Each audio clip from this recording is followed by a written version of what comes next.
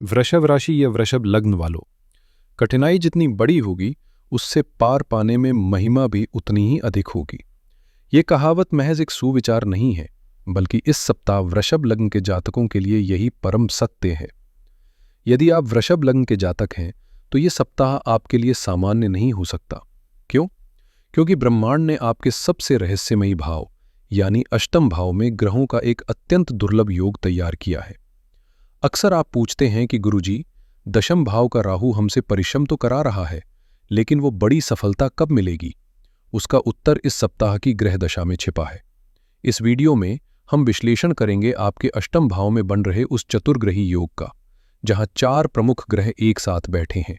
हम समझेंगे कि 29 दिसंबर को बनने वाला गजकेसरी योग और नववर्ष के पहले दिन चंद्रमा का आपकी ही राशि में आना आपके 2026 की नींव को कैसे सकारात्मक रूप से बदल सकता है। इस वीडियो के अंत तक आपको स्पष्ट हो जाएगा कि इस ग्रहीय उथल-पुथल का उपयोग आपको अपनी विजय के लिए कैसे करना है। इसलिए हर एक शब्द को ध्यान से सुनिएगा। आइए गहराई में चलते हैं। तो चलिए अब प्रत्येक दिन के विश्लेषण की ओर बढ़ते हैं और देखते हैं कि इन भारी ऊर्जाओं को आप अपने पक्ष में कैसे मोड़ेंगे। ग्रहों की स्थिति चाहे जो हो, घटनाएं तब घटती हैं जब चंद्रमा उन्हें ट्रिगर करता है। चलिए हफ्ते को 3 हिस्सों में बांटकर देखते हैं। हफ्ते की शुरुआत बहुत ही नाटकीय ढंग से हो रही है। 29 दिसंबर सोमवार की सुबह जल्दी लगभग 3 बजे से 8 बजे के बीच एक बहुत ही शुभ योग बन रहा है, गजकेसरी योग। चंद्रमा आपके 11वें भाव में होंगे और गुरु आपके दूसरे भाव में। ये जो 4 से 5 घंटे हैं सुबह के, ये फाइनेंशियल प्लानिंग के लिए अमृत समान है। अगर आपको अपने सीए से बात करनी है, कोई निवेश सोचना है या बैंक के काम निपटाने हैं, तो सुबह सुबह का समय बेस्ट है। लेकिन सावधान, जैसे ही घड़ी में सुबह के 8 बजे बजेंगे, चंद्रमा राशि बदलेंगे। चंद्रमा मीन राशि से निकलकर मेष राशि में प्रवेश करेंगे। वृषभ लग्न के लिए मेष राशि पड़ती है 12वें भाव में। 29 दिसंबर की सुबह 8 बजे से लेकर पूरा 30 दिसंबर तक चंद्रमा 12वें घर में रहेंगे। 12वां घर क्या है? खर्चे, अस्पताल, विदेश और अलगाव। ये वो समय है जब आपको लगेगा कि एनर्जी ड्रेन हो रही है। हो सकता है सोमवार को ऑफिस जाने का मन ना करे। हो सकता है घर में कोई इलेक्ट्रॉनिक सामान खराब हो जाए या गाड़ी में कोई दिक्कत आ जाए जिस पर अचानक खर्चा करना पड़े। इस समय आपका मन करेगा कि मैं सबसे दूर चला जाऊं। मेरी सलाह है कि इस भावना से लड़े नहीं। अगर 29 से 30 को सुस्ती आ रही है तो थोड़ा रेस्ट लें। यह कुदरत का तरीका है आपको रिचार्ज करने का। इस समय कोई भी नया काम शुरू न करें। और हां, शेयर बाजार में निवेश बिल्कुल न करें, नहीं तो पैसा फंस सकता है। अब आती है वो घड़ी जिसका इंतजार था। 31 दिसंबर बुधवार की सुबह के लगभग 9:30 चंद्रमा 12वें घर के अंधेरे से निकलकर आपके लग्न यानी वृषभ राशि में प्रवेश करेंगे। दोस्तों, ये गोचर गेम चेंजर है। सोचिए, 31 दिसंबर की शाम, न्यू ईयर ईव, और चंद्रमा आपकी ही राशि में। ये चार्ट बता रहा है कि 2025 का आखिरी सूरज डूबते डूबते आपकी सारी चिंताएं ले जाएगा। जैसे ही चंद्रमा आपके सिर पर आएंगे, आपका चेहरा चमक उठेगा, आत्मविश्वास वापस आएगा। आप महसूस करेंगे कि आप सेंटर ऑफ अट्रैक्शन हैं। जहां 29 से 30 तारीख को आप छुपना चाहते थे, वहीं 31 तारीख की शाम को आप पार्टी की जान होंगे। ये समय सेल्फ केयर का है। अपने लिए नए कपड़े खरीदें, अच्छा खाना खाएं। आप ग्राउंडेड और स्टेबल महसूस करेंगे। तो अगर आपका न्यू ईयर का कोई प्लान नहीं भी है तो भी बना लीजिए। सितारे कह रहे हैं कि जश्न तो मनेगा। न्यू ईयर के जश्न के बाद क्या? 2 जनवरी की शाम से 4 जनवरी तक चंद्रमा आगे बढ़कर आपके दूसरे भाव में जाएंगे, यानी मिथुन राशि में। वहां पहले से ही देवगुरु बृहस्पति बैठे हैं। चंद्रमा और गुरु का मिलन धन भाव में। साल 2026 के पहले ही हफ्ते में यह संकेत मिल रहा है कि इस साल बैंक बैलेंस बढ़ेगा। ये वीकेंड परिवार के साथ बिताने के लिए श्रेष्ठ है। अच्छा भोजन, परिवार के साथ हंसी मजाक और भविष्य की आर्थिक योजनाओं पर चर्चा, यही रहेगा इस वीकेंड का माहौल। अब हम थोड़ा और गहराई में चलते हैं। अलग अलग क्षेत्रों में यह हफ्ता क्या परिणाम ला रहा है। करियर के लिहाज से स्थिति थोड़ी ट्रिकी है। राहु आपके 10वें घर यानी कर्म भाव में बैठे हैं। राहु आपको रुकने नहीं देंगे। आपके अंदर काम को लेकर भूख बहुत है। लेकिन याद रखिए, बुध 29 तारीख को 8वें घर में जा रहे हैं। बुध आपके वाक चातुर्य और बुद्धि के कारक हैं। जब ऑफिस में बुध 8वें घर में जाते हैं तो मिसकम्युनिकेशन का खतरा बढ़ता है। अगर आप नौकरी में हैं तो इस हफ्ते खासकर 29 और 30 तारीख को अपने बॉस या सहकर्मियों को कोई भी ईमेल भेजते समय 2 बार चेक करें। 8वां घर गुप्त शत्रुओं का भी है। हो सकता है आपके पीठ पीछे कोई राजनीति हो रही हो, लेकिन घबराना नहीं है। क्यों? क्योंकि सूर्य भी वहीं है। सूर्य आपको शक्ति देंगे।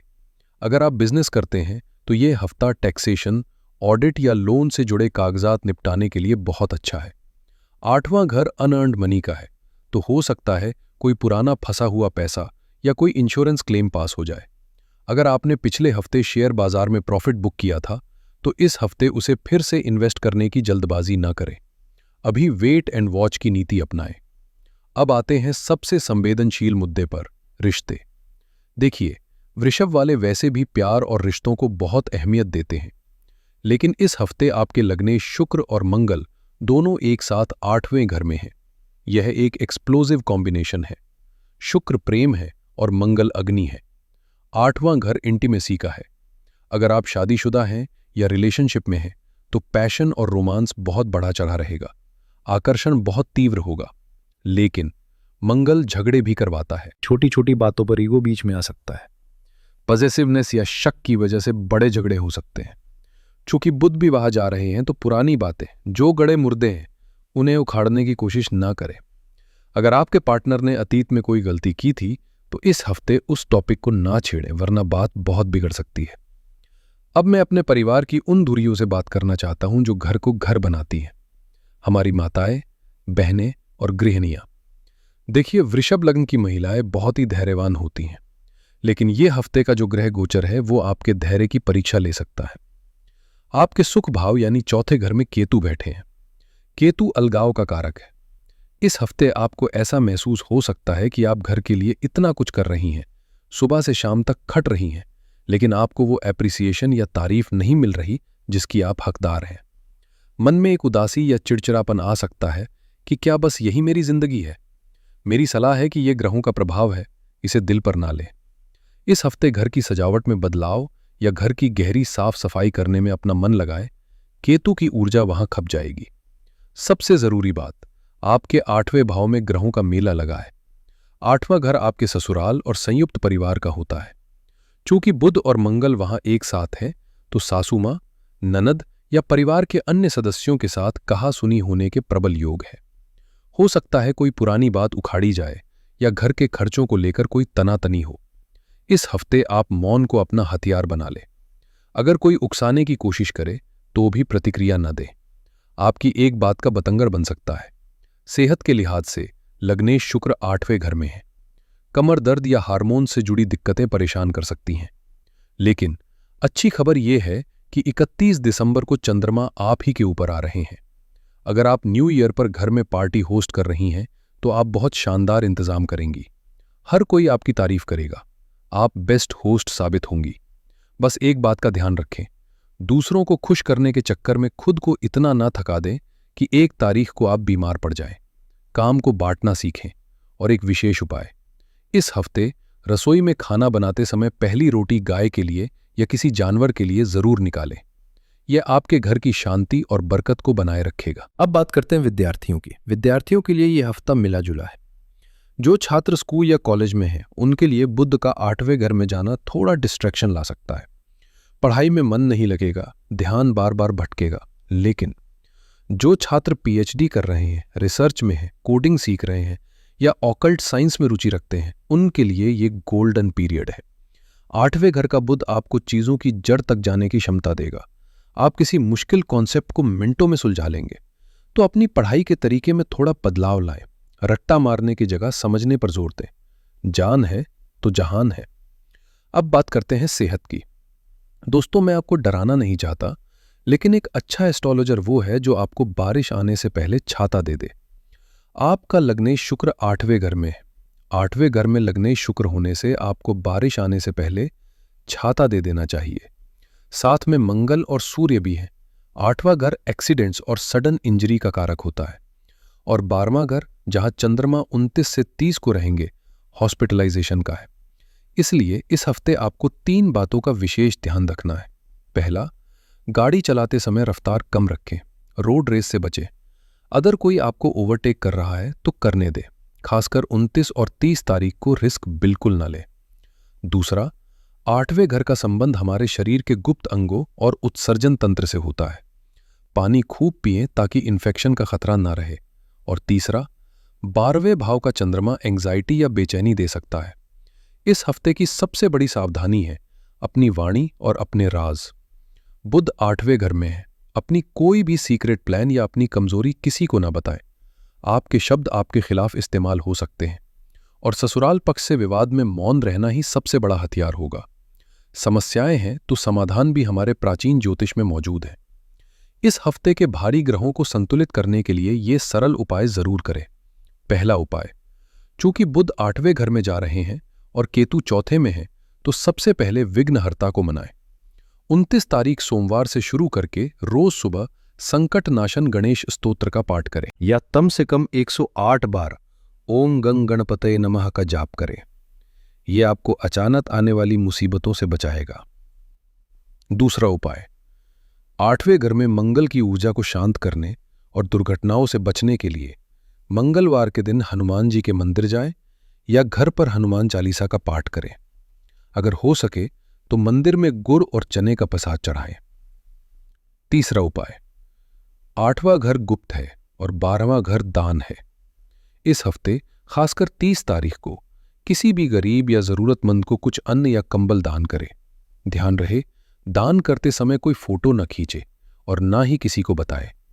ये गुप्त दान आपके ऊपर आने वाले संकटों को काट देगा। और चौथा, मानसिक शांति और न्यू ईयर पर अच्छे प्रभाव के लिए 31 तारीख को माथे पर सफेद चंदन का तिलक जरूर लगाएं। तो दोस्तों, ये था लेखा जोखा वृषभ लग्न के लिए एक ऐसे हफ्ते का जो 2025 को विदा कर रहा है और 2026 का स्वागत कर रहा है। देखिए, 8वें घर का स्टेलियम सुनकर डरिएगा मत। कोयला भी जब भारी दबाव में आता है तभी वो हीरा बनता है। ये हफ्ता आपको तराशने आया है। 29 और 30 तारीख को थोड़ा धैर्य रखिए और फिर देखिए 31 तारीख से समय कैसे आपके हक में आता है। जब आप 31 दिसंबर की रात को खड़े होकर नए साल का स्वागत करेंगे तो याद रखिएगा, चंद्रमा आपकी राशि में है, आप पावर में हैं। मेरी ईश्वर से यही प्रार्थना है कि आने वाला साल 2026 आपके जीवन में सुख, समृद्धि, स्वास्थ्य और ढेर सारी खुशियां लेकर आए। आप जो भी सपना देखें वो सच हो। अगर आपको यह विस्तृत विश्लेषण पसंद आया हो तो वीडियो को लाइक जरूर करें, इससे हमारा उत्साह बढ़ता है। अपने वृषभ लग्न के मित्रों और परिवार के साथ इसे शेयर करें ताकि वे भी सावधान और तैयार रह सकें। और अगर आप पहली बार हमारे चैनल पर आए हैं तो सब्सक्राइब का बटन दबाएं और हमारे परिवार का हिस्सा बनें। अपने सवाल और विचार नीचे कमेंट बॉक्स में जरूर लिखें, मैं पढ़ने की पूरी कोशिश करूंगा। अगले वीडियो में 2026 के पूरे वार्षिक राशिफल के साथ फिर मिलूंगा। तब तक के लिए अपना ख्याल रखें, अपनों का ख्याल रखें, मुस्कुराते रहें। जय श्री कृष्ण। हर हर महादेव।